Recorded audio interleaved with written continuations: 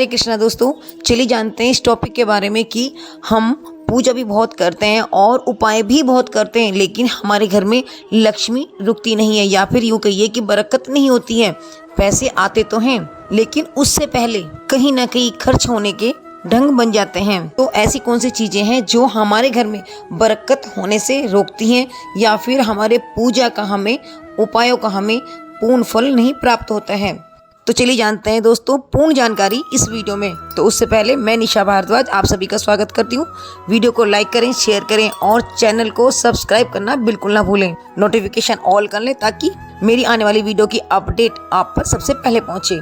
तो दोस्तों पहले आप ये सोचिए कि आपके घर में क्या दोष है, क्योंकि दोस्तों लक्ष्मी प्राप्ति के मैं बहुत सारे उपाय बताती रहती हूँ और इसमें भी बताऊंगी। लेकिन दोस्तों ये 7 दोष अगर आपके घर में दिखाई देते हैं तो मानिए आपकी पूजा का आपको पूर्ण फल नहीं मिलेगा और न ही आपको अपने उपायों का पूर्ण फल प्राप्त होता है। तो चलिए दोस्तों जानते हैं पहले दोष के बारे में।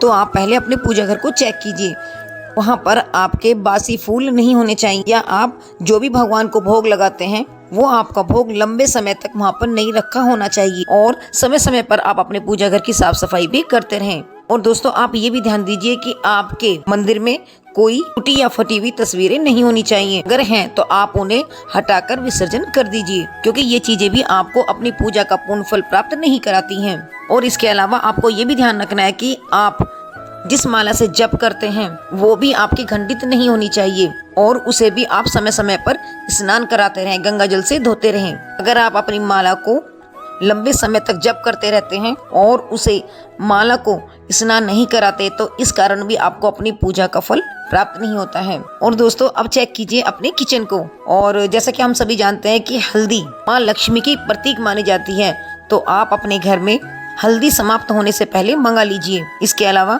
नमक, आटा, चीनी और चावल, ये 5 चीज आपके समाप्त होने से पहले आप इन्हें मंगा कर रख लीजिए, क्योंकि दोस्तों इनका समाप्त होना भी आपके घर में लक्ष्मी होने को बाधित करता है। और अब तीसरा चेक कीजिए अपने घर की तुलसी को।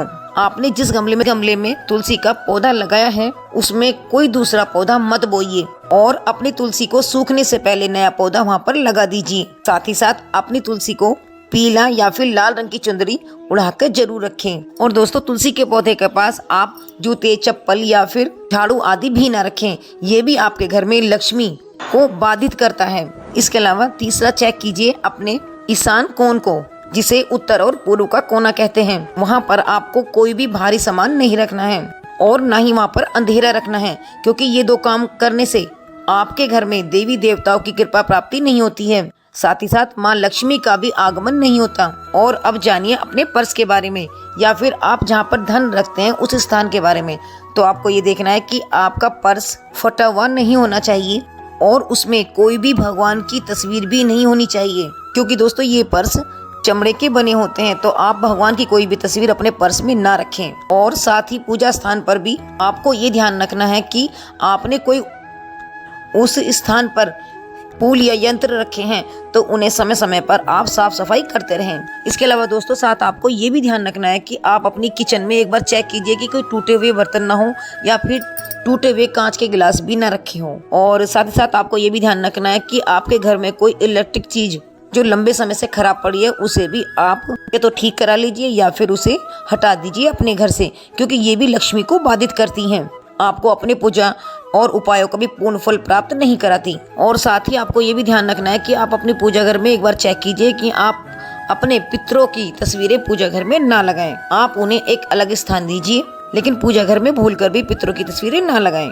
और साथ ही आपको ये भी ध्यान रखना है कि आपको अपने घर की छत और मेन गेट बिल्कुल साफ सफाई से रखना है। इनकी साफ सफाई आप समय समय पर करते रहें, क्योंकि दोस्तों अगर मेन गेट आपका गंदा होगा तो माँ लक्ष्मी को ये भी बाधित करता है, और अगर आपकी छत गंदी होगी तो ये राहु को एक्टिव करेगा, तो इसलिए ये भी लक्ष्मी को बाधित होता है। तो दोस्तों फिर चेक कीजिए अपने घर को कि किस कारण से, किस वजह से आपके उपाय निष्फल होते हैं, पूजा निष्फल होती है, आपके घर में बरकत नहीं होती, रुपए पैसे की तंगी बनी रहती है। तो इन कार्यों पर जरा ध्यान दीजिए और आज से ही शुरू कीजिए ये सभी काम। और अब आप सभी की मंगल कामना करते हुए फिर मिलती हूँ एक नए टॉपिक के साथ। तब तक के लिए राधे राधे, जय श्री कृष्णा।